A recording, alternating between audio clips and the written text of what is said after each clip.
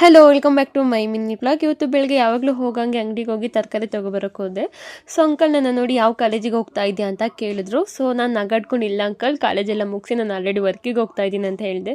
So ಅವ್ರು ನಗಾಡ್ಕೊಂಡು ಹೇಳಿದ್ರು, ನೋಡೋಕೆ ಹಂಗೆ ಕಾಣಿಸೋದೆಲ್ಲ ಸ್ವಲ್ಪ ತಿಂದು ದಪ್ಪ ಆಗು, ಸ್ಕೂಲ್ ಹುಡುಗಿನೋ ಕಾಲೇಜ್ ಹುಡುಗಿ ಥರ ಕಾಣಿಸ್ತೀಯ ಅಂತ ಹೇಳಿದ್ರು. ಸೊ ಮನೆಗೆ ಬಂದೆ, ಅಮ್ಮ ತಿಂಡಿಗೆ ಇವತ್ತು ಬಿಸಿಬೇಳೆ ಬತ್ ಮಾಡಿದ್ರು. ಮತ್ತೆ ಇವತ್ತು ನಮ್ಮ ಲ್ಯಾಬಲ್ಲಿ ಐಸ್ ಕ್ರೀಮ್ ತರಿಸಿದ್ರು ಎಲ್ಲರಿಗೂ ಕೂಡ.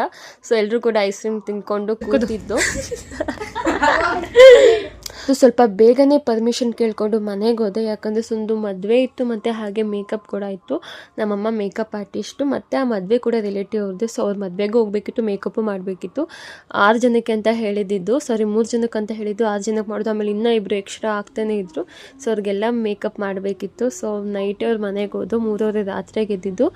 ಸೊ ಸ್ಯಾರಿ ಟ್ರಿಪ್ಪಿಂಗೆಲ್ಲ ನೈಟೇ ಮಾಡಿ ಇವ್ರಿಗೆ ಕರೆಕ್ಟಾಗಿ 6:30 ಅಷ್ಟಿಗೆ ಇವ್ರ ಮೇಕಪ್ ಎಲ್ಲ ಮುಗಿಸ್ತು. ಎಲ್ಲರದು ಕೂಡ ಮೇಕಪ್ ಮುಗೀತು. ಸೊ ಮೇನ್ ಸ್ವಲ್ಪ ವೀಡಿಯೋ ಮಾಡ್ಕೊಂಡು ನನ್ನ ಫೋನಲ್ಲಿ ಕ್ಯಾಪ್ಚರ್ ಆಗಿದ್ದು, ಇನ್ನು ಮಿಕ್ಕಿದ ವೀಡಿಯೋಸ್ ಎಲ್ಲ ನಮ್ಮ ಅಮ್ಮನ ಫೋನಲ್ಲಿದೆ.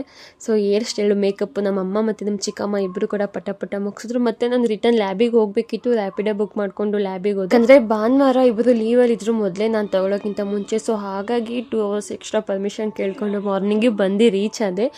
ಸೊ ಇವತ್ತು ಭಾನುವಾರ ಸ್ವಲ್ಪ ಪೇಷಂಟ್ ಜಾಸ್ತಿನೇ ಇರ್ತಾರೆ ಅಂತ ಹೇಳಿ ಸೊ ಸ್ವಲ್ಪ ಬೇಗನೆ ವರ್ಕ್ ಮುಗೀತು. ಸ್ವಲ್ಪ ಖುಷಿ ಆಯಿತು. ಸೊ ಹೋಗಿದ ತಕ್ಷಣ ಹೋಗಿ ಮನೆಗೆ ಬಿಡೋಣ ಅಂತ ಹೋಗಿ ಮನಗಿದ್ದೆ. So thank you so much ಯಾರೆಲ್ಲ ನನ್ನ ವೀಡಿಯೋಸ್ ನೋಡಿದ್ರೆ. Love you all.